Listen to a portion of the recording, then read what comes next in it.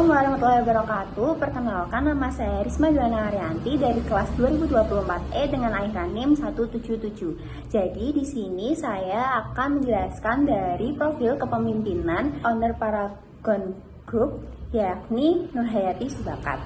Jadi Ibu Nurhayati Subakat ini merupakan definisi real life inspirator. Jadi beliau ini adalah pendiri dari Paragon Technology and Innovation, perusahaan di balik brand-brand kosmetik yang terkenal di Indonesia. Contohnya seperti Wardah, Makeover, Emina, dan masih banyak lagi.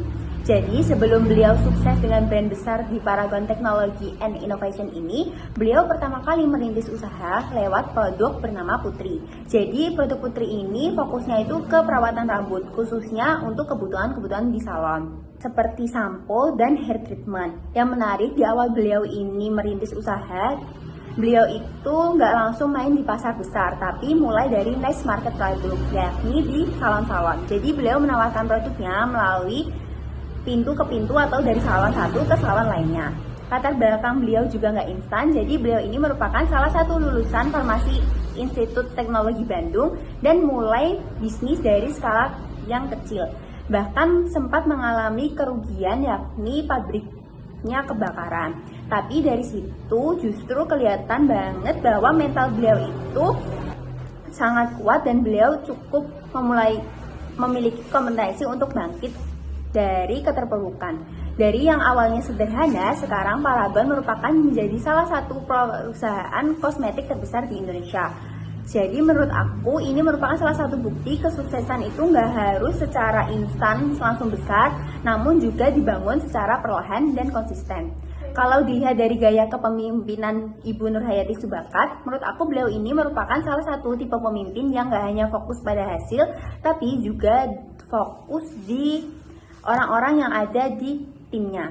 Gaya kepemimpinan beliau bisa dibilang gabungan dari transformasional serta servant leadership. Jadi beliau itu nggak cuma ngasih arahan, namun juga menginspirasi dan peduli antar sesama anggota tim. Poin pentingnya, jadi beliau memiliki visi jelas yang bikin tim itu menjadi lebih semangat. Lalu juga memperhatikan kesejahteraan dan perkembangan karyawan, serta tetap rendah hati walaupun sudah sukses. Jadi suasana kerjanya itu lebih ke arah suportif, yang bukan hanya kayak pemimpin yang kaku serta menekan. Kalau dari model kepemimpinan, menurut aku beliau merupakan kombinasi dari beberapa pendekatan yang bikin perusahaannya itu semakin kuat dan berkembang. Yaitu pertama, visioner, karena dari awal beliau memiliki tujuan yang besar, bikin brand lokal bisa bersaing secara global. Lalu yang kedua, partisipatif, di mana beliau memberikan ruang bagi tim untuk ikut kontribusi dalam pengambilan keputusan.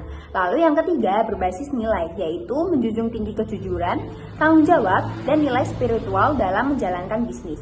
Jadi menurut aku ini sangat penting karena kepemimpinan itu bukan hanya soal terkait strategi, tapi juga soal prinsip. Nah, kalau masuk ke materi pengambilan keputusan, menurut aku Ibu Nurhayati Subakat ini merupakan contoh nyata dari penerapan rational decision making model yang dikombinasikan dengan nilai etika. Dalam teori pengambilan keputusan itu idealnya melalui beberapa tahap seperti identifikasi masalah, analisis alternatif, dan pemilihan solusi secara terbaik.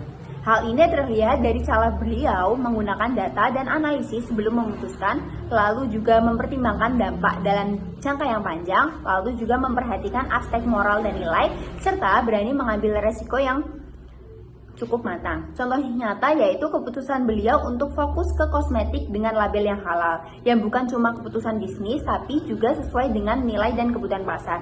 Jadi beliau itu menciptakan produk Wardah dengan branding bahwa Wardah ini merupakan salah satu produk kosmetik dengan menjunjung nilai sertifikasi halal. Alasan aku memilih Ibu Nurhayati Subakat sebagai tokoh dari kepemimpinan yaitu karena menurut aku Ibu Nurhayati Subakat merupakan salah satu contoh nyata dari teori yang kita pelajari di kelas. Jadi kita nggak cuma belajar terkait teori, tapi juga bisa melihat secara langsung implementasi di dunia nyata. Kesimpulan yang dapat aku ambil yaitu adalah representasi pemimpin ideal dalam konteks akademis maupun praktik. Beliau menunjukkan bahwa kepemimpinan itu bukan cuma soal mencapai target, tapi juga tentang bagaimana mampu mengambil keputusan yang tepat, berpegang pada nilai serta prinsip, serta membawa tim untuk berkembang bersama. menuju lebih baik. Dari sini aku makin paham bahwa teori kepemimpinan yang dipelajari kelas itu benar-benar dapat diterapkan di dunia nyata. Sekian yang dapat saya sampaikan. Wassalamualaikum warahmatullahi wabarakatuh.